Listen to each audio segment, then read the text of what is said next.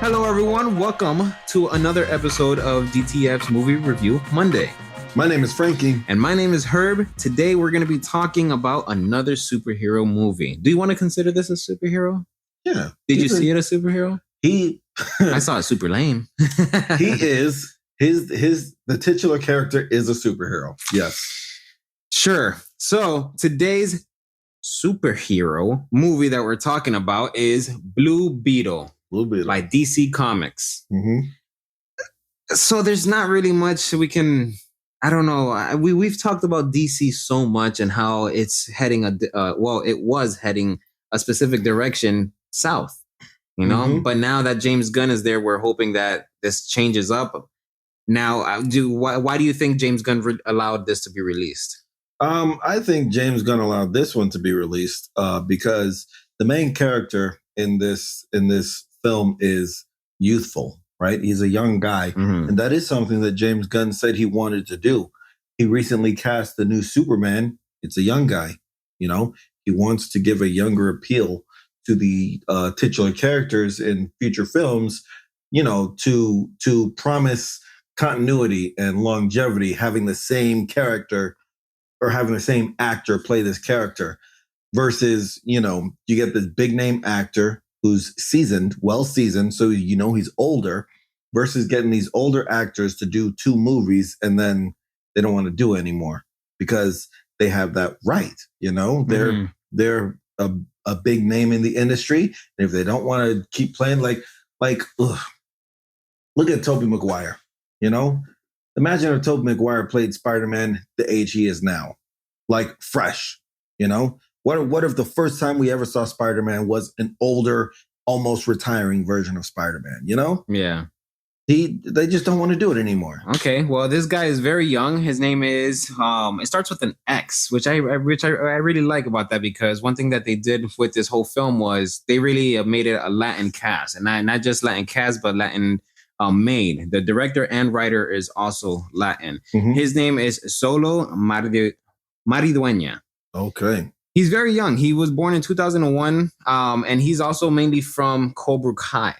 Yeah, have you seen the show by any chance? No. Okay, well, it looks like he's one of the main characters. He's been in more than 50 episodes, and that's all I can really say about him. He really had a transition from that show to being a Blue Beetle, you know, in typecast. What I know about Cobra Kai is that it is a spin-off series from the movie Karate Kid, the Karate Kid franchise. Correct. I think there's 3 of them out there, or minus the Jaden Smith one. I think there's 3 with the original actors and whatnot. But it's a spin-off of the Karate Kid franchise. And I'll say that this is a good transition for him to go from this. Well, I would assume, right? It's a fighting series. Yeah. I assume there's action scenes in there. Karate, right. So I think this would be a good transition for him. That probably helped him. This was a good transition for him, yeah. That probably helped him get casted for it as well. Yeah. The writer is, do you want to say this one actually? So the writer, his name is Garth Dunnett Alcocer. Yeah, I wanted you to say that. That's all right. That's okay. I got a message for Garth. Go ahead. All right. His name is Gareth, by the way. Gareth. I got a message for Gareth. And it's simply put, shame on you. He was the writer, right? He was the writer. Shame on you, for this Gareth. movie. Yeah. Shame. Wait. Are you trying to say that Frankie does not like this movie? I thought you loved it. No, I did not like this movie at all. The writing. No, yeah, you. That was the first thing you told me when I asked you how you thought about it. You're like, hated it. The writing in this movie, I would say, is elementary. Like the script, it felt like for kids. Yeah, like sure, it's a teenage superhero or whatnot, you know. And comic book movies are typically for children, right? But that's especially with DC movies. It has not been a children like franchise. Like they've ever since Chris Nolan's Dark Knight trilogy, DC jumped on that and took a hold of this dark tone, dark themes. Mm-hmm. You know, it is for a more adult audience, which I'm not mad at. But Blue Beetle and James Gunn in the direction that he's trying to take it, making it more youthful and fun or something like that, this was a very, very horrible movie to do that with. You know, even The Flash, that movie, ugh, like it's not. But again, right? Even though James Gunn wants the movie to go in that direction, these are not his projects. These are just things that he allowed to go out. So I'm not blaming James Gunn for these films, but I'm just saying, so far, it's not working for DC. Do better. Yeah. That's what you're telling the co-CEO of DC. Hey, I have a message for you, guy. But I didn't like the writing in this film. Yeah. It's elementary, incredibly predictable across the entire movie. Check this out. The writer of a DC comic film, Blue Beetle, does not really have much behind his back. As a matter of fact, I don't know any of this stuff. As a matter of fact, a lot of this stuff are shorts. I don't know how he was entrusted with this script, but he was entrusted. Somebody really trusted him. Now, let's step over to the director. The director, I'm going to give him respect because I did kind of like the direction of this movie. Mm-hmm. I liked how it was supposed to be and everything like that. Just like the writer, he doesn't really have much to him as well. He did direct a movie called Charm City Kings. Mm-hmm. Have you seen that one? I didn't know about it. I know of it though. It's a Netflix film. You know, if you go on Netflix, it's under the category of blockbusters. Oh, so okay. It must have done well. Yeah, well, it came out in 2020, and I guess that that was during the time of the pandemic, so maybe that's how it did well by getting a lot of people who just wanted to watch. People just had something to do. Exactly. Aside from that, he doesn't really have much to his name, but I really enjoyed his direction to the movie itself. Now let's get back to the topic of who are these people? Mm-hmm. Why were they selected to direct and lead this film? That had me wondering, like. I can understand why this went poorly. This went bad. Aside from it being called Blue Beetle, come on. I mean, like... well, that's the name of the character. I know, but it's just like... I don't know. It's just... You know what the thing is? It's just... We've seen this before. We've seen the kid that just graduated high school or in this case, college, right? Yeah. Or something like that. And he's trying to save his family. He's a quote unquote nobody. And then he's entrusted by this super being's power that wants to give him, this reminds me of Green Lantern. Mm-hmm. Remember? But I don't know. I feel like I've seen this before. It was pretty lame to me. The whole storyline to me was lame. Yeah, I agree. It's like I said, just too predictable, Yeah, it was very predictable. The up and coming superhero trope has been done so many times, and what I'll say is that you can't be incredibly upset because if that's how the comic went, that's just how the comic went. You know what sucks? Tell me what sucks. A lot of these characters that we're talking about and like saying that isn't good. DC had them first before Marvel. Mm-hmm. You know that, right? Yeah, that's insane. And Marvel is like just doing so much better in it. Well, Marvel executed amazingly. And DC in 2012 tried to jump on Marvel's back by joining forces with 7 characters that don't have individual stories. Yeah. 2012 Avengers came out. I think 2012 Justice League also came out. But who are these people? It doesn't work like that. You can't just bring 7 people together and then give them individual stories. Yeah. Like by the time Avengers came out, they really Marvel was 4 or 5 years in. Yeah, I think when they first came out, I think Ultron Part 2. No, Avengers Age of Ultron. Yeah, no. Justice League came out the same year as Avengers, the first Avengers. You're talking about 2012 Avengers? Yeah, I don't think so. I think Justice League came out like in 2016, dude. Okay, because Man of Steel came out in 2013. Yeah. Man of Steel came out in 2013. But yeah, I get what you're saying, though. I get what you're saying about that. Okay, so director, writer. I looked into this. I didn't find anything to it, so I needed to know who else is behind this film that made this happen. So I looked into the producers. We got a bunch of DC people, first of all. Mm-hmm. A lot of them was behind almost every DC film we have been seeing, flops and including blockbuster hits. Mm-hmm. But aside from that, there was other people that, for example, was also in comedy. Who, for example, this one producer who he was in Zoolander, did Pitch Perfect as well. Another one was part of The Matrix. And yeah, so these are people that I guess put in the money to make this terrible film happen. So producers don't really bring much to films outside of money. Exactly. But I'll say this. They basically pay to have their name on the credits. Exactly. But this is what I think happened. I think because the titular character, Blue Beetle, he is of Latin descent, right? He's Mexican in the comics. He's Mexican in his storyline and everything. He's a Mexican character, right? And this is the problem with inclusion in Hollywood. This is the problem. Right. When you just want to make people feel a part of it versus getting someone who has the talent. Yeah. You know, this is what happens. So instead of appeasing people and saying, see, we care about our Latin audience. We got a Latin director. We got a Latin writer. And you also got a trash movie. Yeah. Not saying that Latin people are the problem. The problem is not being authentic.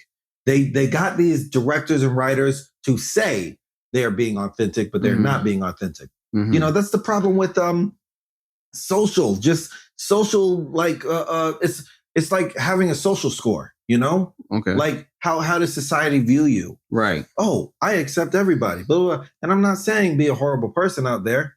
Be a genuine person, right? That's what I'm saying. The problem with this movie was trying to be too inclusive. Look at that Marvel movie, Shang-Chi and the 10 Rings. That was fantastic. It was a fine movie. I know. It was an okay movie. It was a fantastic movie. Fine. Let's say it was a fantastic movie. I'm just saying, nobody was shouting for that movie to be made. I only believe Marvel did it to get Asians in the MCU. I can agree to that as well. They definitely went. They definitely try to be very diverse. Like it was an incredibly different scene, atmosphere, everything. Yeah, you know. And since that movie, no mention of him since. Yeah, you know, that was wild. Yeah, that is wild. It's out of place. I'm sure it'll come together in the long run, but there was definitely a motive or purpose for putting that there. So, you know how you mentioned earlier how you felt like this is a elementary type of storytelling? I thought to myself, why would James Gunn release it? Why would, you know, and you mentioned because he's young, you know, he wants this youthful look, this next generation thing. And I'm thinking to myself, to me, I don't think that's think about it. Being in a board meeting, this movie cost $104 million to make. I don't think that would be like, yeah, he's young. Let's launch that. I think if you think about it, what if he's just basically starting super, super fresh? He's doing what Marvel did, letting out movies that we may not care about today, but in 10 years, which, like you said, the young generation, people that are 6 years old now, it's going to be 16, taking over social media and stuff like that. That's when they start talking about movies like this again. That's when they start bringing about this nostalgic films like Blue Beetle, Black Adam, or whatever DC is letting go. You get what I'm saying? Yes. Because you're saying that he's investing in his future audience. Exactly. Because James Gunn can reach any audience, truthfully. Again, this is the guy who did Scooby-Doo. Who talks about Scooby-Doo today more than people our age? You know? People who watched it when we were 10 and 11 years old. He knows what he's doing. And so I thought about it. I'm like, man, for all we know, this is what he's doing. I don't know. But it's a nice thought. It's a good thought. That's definitely a nice thought. Is it reality? Not sure. Financially? Nope. Bro, did you say this movie cost $104 million to make? 104, yes. Bro, it didn't even sit in theaters for 30 days. Yeah, 104. Or maybe only 30 days it was in theaters. However, they did make their profits. You want to know, would you like to know how much? Tell me how much. Like 18 million. That's terrible. That is absolutely. They didn't even break even. There's no profit there. They didn't even break even. Worldwide, they made 126 million. So, oh my gosh, that's that. They didn't even break even. Yeah, that's an absolute flop. Yeah, people just opening weekend was 25 million, which isn't too bad. Truthfully, I heard 25 to 30 is usually what they're aiming for. So I guess that isn't too bad, but still, yeah. It ain't enough to cover the cheese. Yeah. Oh, look at this. Filming locations was in Puerto Rico. Yeah. They probably did a bunch of on location Shout out. This is now my favorite movie because of that. Speaking of Puerto Rico, the director's Puerto Rico. Is Puerto Rican. I'm just throwing that out there. All right. Let's talk about some more of the cast. Let's get back to the movie, right? Cast. Yeah. Well, the cast. I mean, that's basically about it. We don't really have much else about. Sheesh, we really went out of there, right? So let's get back to the cast. Yeah, we have George Lopez. George Lopez, right? I think he was the biggest name in this movie. George Lopez played the titular character's uncle or older cousin. Rudy. I wasn't really sure about who he was to the main character. I think he was the uncle. Okay. Yeah. he was that UFO believing uncle. Don't trust Big Brother government stuff. He was in this film. He was supposed to be comedic relief. That's what he was. Actually, there's him and sister. Do you think he executed that? No, I don't think. But I won't even put that on George Lopez, right? Because I don't know what the script looked like, right? Mm-hmm. If the script was written for George Lopez's lines to be what he said, then it's not his fault that he didn't execute. Okay. He was just reading the lines. Okay. But knowing that George Lopez is a world-class comedian, mm-hmm. right? If they brought him into this project and said, all right, George, we have a few lines, but we want you to improvise, do what you do, blah, blah, blah. If they gave him that freedom, then no, he didn't deliver. Okay. All right. I can very much agree to that. I don't think he was funny in this at all. And there is a lot. I've seen the George Lopez show. Yeah. You know what he says. You know how he sounds like and everything like that. This was George Lopez acting. And this is not something I want to see again.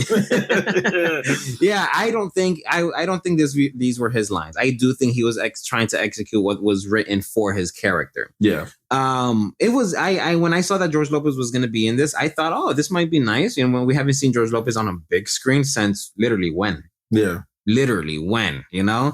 But after watching this, I thought to myself, and I told you, I understand why he's better as a comedian or even on his own sitcoms, because he basically plays himself, you know, so that he's comedic relief in his own way. Who else do you want to talk about here? The main villain, I believe that was Susan Sarandon. Susan Sarandon. Yeah. Susan Sarandon. She plays Victoria Cord in this movie. She is the CEO of Cord Industries in this world, right? In this world, she is the CEO of Cord Industries, and she is trying to make this family business a weapons manufacturing business again, right? In its old day, it was weapons manufacturing, and the former CEO, I believe her husband who died, wanted to change that into something more beneficial for the city. Right. But she wasn't happy with that. Of course she wasn't. Yeah. When he died, the business was left to his children versus his wife. And that was something she was very upset with also. And in this movie, she's just trying to take over the company and bring it back to its old weapon making roots and whatnot. And it backfires for her in the end. She's obviously the narcissist here. Yeah. Obviously. You basically said her entire role. Yeah, I got nothing to say with her. Yeah, so but what else? She's a legend, by the way. Yeah, that's exactly what I was just gonna say. George Lopez and Susan Sarandon were definitely the biggest names in this movie. Yeah. You know, if it costs $104 million to make, those two are probably $25 million. That's funny. Let's talk about the character. Who was it? The voice of the Blue Beetle alien. Okay. Right? I believe, Becky G. Becky G. She is a singer, you told me, right? Super fine singer, yes. Yes. I don't really know much about her. The name definitely sounded familiar, but you told me that she's a singer. Tell me more, I guess. You got Not anything? Much. So no, I don't. But here's what I'll say. Here's what I'll say. They probably chose her to be the voice for the Blue Beetle because she is a songstress, so she's already known for her voice and whatnot. Mm-hmm. And it was probably just easy casting. Right. Probably guess another big name on there in the Latin community. Ah, you're right. It probably did have something to do with inclusion. Right. Okay. Now, the only other actor I would like to bring up is Damien Alcazar. Okay. Which was the dad of Jaime, the main character, Blue Beetle. He was the dad, and I don't know. The only reason why I would like to bring him up is because he is a very well known telenovela actor. And I also know him from Narcos. Yeah, he's the one of the head bosses of the Cali cartel in season 3. And man, oh my God, like I told you, I think I told you earlier.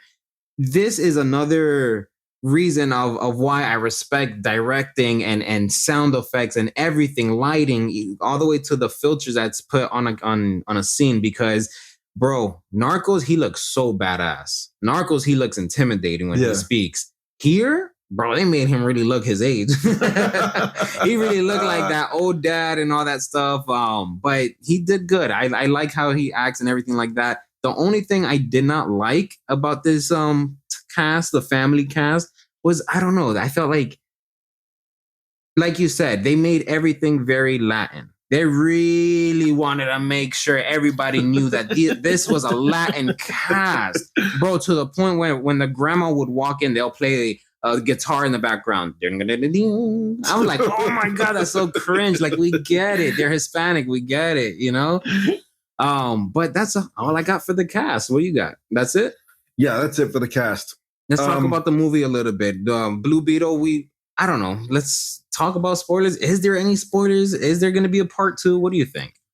Definitely will not be a part 2. Right? I don't think there's any spoilers. James Gunn already put out the movie list he's going to, like, this was like a year ago. He put out his plan for the new DC universe. And I don't recall seeing Blue Beetle. Mm-hmm. If he does it, I'm sure he's going to do it his way. Yeah. Right. But definitely, I don't think there's going to be a sequel to this. Whatever. I don't think there's going to be a sequel to this. I mean, like, what would it be called? Blue Beetle 2? Yeah. Blue Beetle 2. Exactly. But let's talk about the movie, man. All right. So let's talk about the synopsis. Let's bring that up. An alien chooses Jaime Reyes to be its symbiotic host, bestowing the recent college graduate with a suit of armor that's capable of extraordinary powers, forever changing his destiny as he becomes a superhero known as Blue Beetle.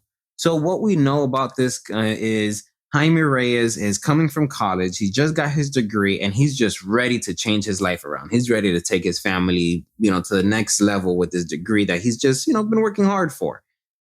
Just like any other college graduate who, graduates, they realize, hey, it's not that easy with just, flashing a degree around, Mm-hmm. So he works and he's working for the Cord family. The Cord family, exactly. So he's like this pool boy or something like that, where he gets in inside the company and basically what? He gets inside the company? So while there's a coup is in there, like, he ends up being involved in the middle of a coup, right? Susan Sarandon's character, who is currently operating the company, right? Her daughter is trying to take over the company, and her daughter unintentionally involves Jaime, the main character. That's right. So he ends up being in the middle of, unintentionally getting involved in the middle of a coup. And she straight up tells him, because she hid the Blue Beetle. She was trying to take the Blue Beetle back from her stepmom or whatever, her mom. And she takes back the Blue Beetle and gives it to Jaime in a box and tells him not to open it. You know what's the first thing he does when he gets home? Opens it. He opens it. So predictable because of the poor writing in this film. Exactly. Oh, don't open it. Whatever you do, guard this with your life. Don't open it. When he gets home, opens it. And what's something else that bothered me in this scene was his sister. His sister was super annoying to me. Annoying, incredibly immature. Like, I don't have a lot of great things to say about, like, young adults these days. Mm-hmm. But there's no way that you are that oblivious and that irresponsible, and that careless. Yeah. Like, his sister basically set the movie in motion with her careless acts. Yeah. Like, nobody is... Herb, hold me back, man. Oh my goodness. Okay, yeah, no, I get what you mean. So he basically, long story short, we know what happened. He takes the powers of the Blue Beetle. He gets chosen. And that's what it says. Oh, the Blue Beetle chooses its host. Super predictable, man. Yeah. Super predictable. How many people, picked this up, before it got to him, and then it, gets on his body. We already know what was going to happen. The scene where he was transforming into the Blue Beetle, into this alien, I'm not gonna lie to you, that was a little different for me. I think that was possibly the most, how can I say, something I haven't seen before in superhero movies. The transformation into a superhero was not what I expected. He looked like he was getting possessed. He was up in the ceiling screaming from his lungs, and you just see his eye opening. That was kind of weird to me, but it was enjoyable to watch because, again, it was not something I've seen before. So I think I'm gonna give a little credit to that for the movie on the transition into the character. Yeah. As far as giving credit to the movie, right? The only thing I would give credit for this movie is the CGI, right? The CGI in the early parts of the film were so good. Mm-hmm. So good. Whoever did the CGI in this movie, like the people behind Flash needed to take notes. This movie was good. So you said the beginning of the movie. What happened to the other? To the end of the movie. So towards the end of the movie, so the Blue Beetle, this scarab that takes over Jaime's body, right? He wears it like a second skin. That's what happens. He wears this alien armor like a second skin. Mm-hmm. And the CGI, when in the transformation scene and early parts when he's in this Blue Beetle form, the CGI looks great. Towards the end of the movie, he gets captured. They try to take some blood samples from him so they can exploit his abilities. And while he's hoisted up in this machine where they're extracting his DNA, it's obvious that he's wearing a suit. Yeah, rather than a clean CGI look. The CGI look was gone at that point in the film. Like somewhere in the middle of the movie, they found out that the head of DC Comics got fired and James Gunn is coming in and said, all right, guys, we're not spending any more money on this movie. Let's just do this, and we're going to do it like this for the rest of the filming. I can agree with the CGI in this film itself. The fighting scenes, a lot of action scenes to me was probably one of the best, few best parts of this film itself. Mm-hmm. I can respect a good action scene. I love action. And this really provided it. I think I like the character Blue Beetle. I just don't like how he looks. He looks too simple, too plain to me, And I don't know. He didn't really call my attention like that. But I do like his characteristics into who Blue Beetle is, know. But the action was great. The bus scene was pretty dope as well. That was insane. That was a pretty dope scene. So Blue Beetle, basically, just like any other, superhero movie, like we said, this is poor writing in the sense of we kind of know what's going to happen. He gets the superpowers. A loved one or someone close to him is being kidnapped, so he needs to help them. Somebody who thinks he's a nobody, needs to believe in himself and then ends up believing in himself. And guess what? Now he believes that he's the Blue Beetle. We've seen this before. So there's really not much to say about the movie on how it ended and everything like that. If you want to watch a good superhero movie, sure, I guess. I'm not even going to call it good. If you want to watch a good superhero movie, this ain't it. Yeah, I sorry for even saying that. If you just want to watch a superhero movie, I guess. If you want to have your own opinion about it, sure, watch it. One thing that annoyed me in this movie, I already talked about how the writing was incredibly amateur, right? But there were some scenes where it seemed like they were trying to take on some really serious social issues. Like? In the very opening of the movie, Jaime graduates from college, right? Mm-hmm. He's putting on his cap so he can greet his family and whatnot. And he looks at a man behind him and says, "How do I look?" And he says, "Like you're going to be in years of debt. Yeah. Like you're going to be in debt for the next 10 years. Yeah, that was definitely that was definitely something. That line in the movie was out of place. Right. For the tone of the rest of the movie, that line was out of place. Later on in the movie, when I believe her name is Victoria Cord or Jennifer Cord, whatever, the love interest of Blue Beetle in this movie, she's telling the backstory of her family, and it is here where we learn that her mom, did not get the company initially when her husband passed.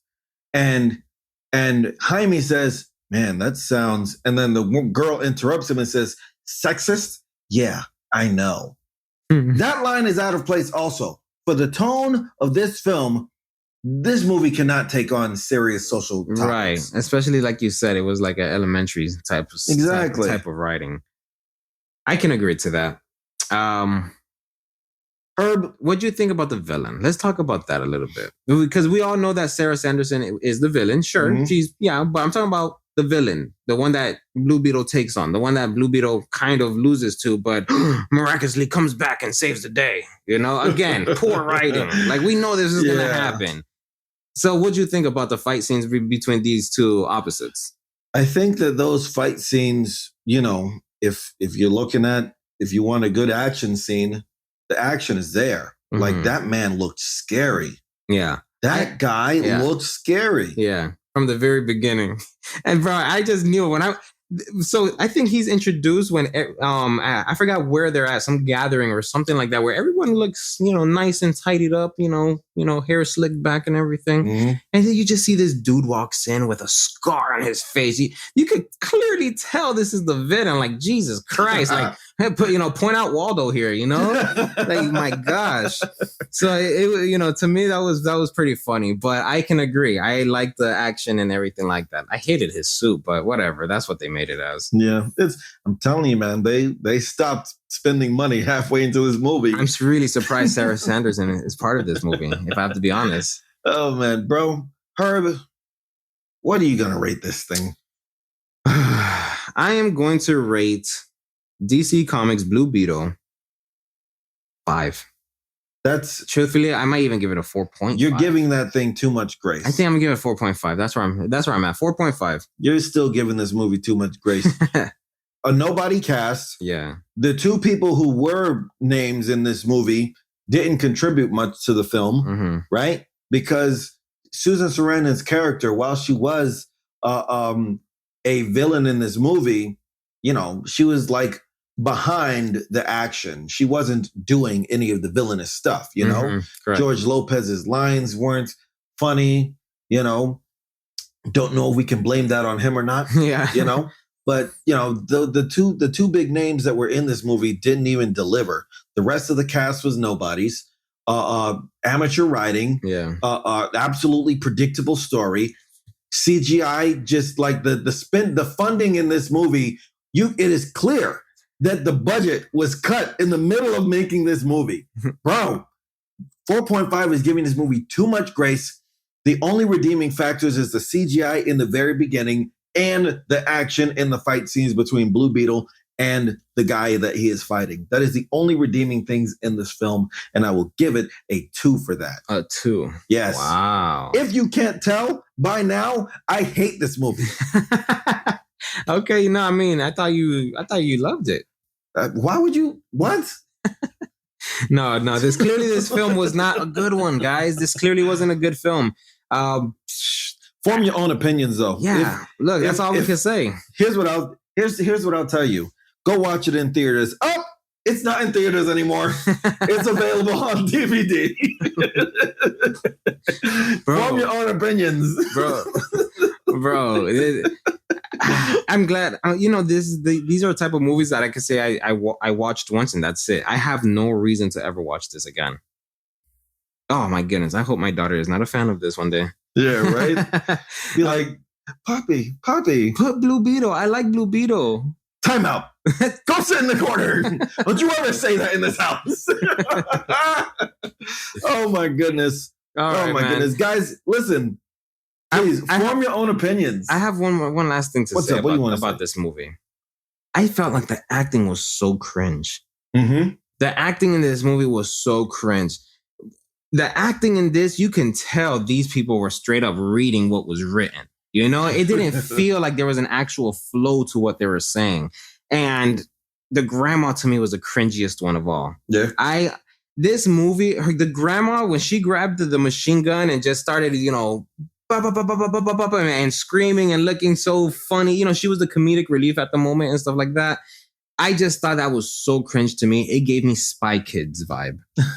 Bro, that was just so cringe to me. Again, the grandma coming in, walking in. It's like you said, they wanted you to know that it was a Latin movie. Oh, dude, it was so annoying. Do you remember? I don't know if you remember. They put out a statement. DC put out a statement saying that if Latinos don't go to watch this movie, there may not be another Latino-led film in the DC universe. And I said, Herb, do you see this? They're threatening you guys to go watch this. Oh my god. Oh man. I mean, I don't feel threatened at all. I don't feel threatened at all because seriously, I didn't watch it in theaters. I waited for this to come out in streaming for me to actually watch it. So now that it's out, give it a watch. See what you say. Herb says 4.5. Frankie says 2. So let us know what you think. Watch it on yourself, but beware, it's not the greatest movie superhero out there. If you want to watch a great movie, go back to the Infinity Saga. A Marvel. Let's talk about Marvel. Man, Marvel, please drop another banger. Please, we're missing you. We need a more Marvel talk in here, dude. Yeah. We'll get there eventually. We will. Guys, go follow us on all of our social media, wherever there is social media, Instagram, X, formerly known as Twitter. We're on YouTube, and we recently just created TikTok. Go to our link in the bio. That's our link tree. You'll see everywhere that we're available to be listened to. Anything else, Herb? I don't have much else to say. No, let's wrap this up. My name is Frankie. And my name is Herb. We'll talk to you again soon.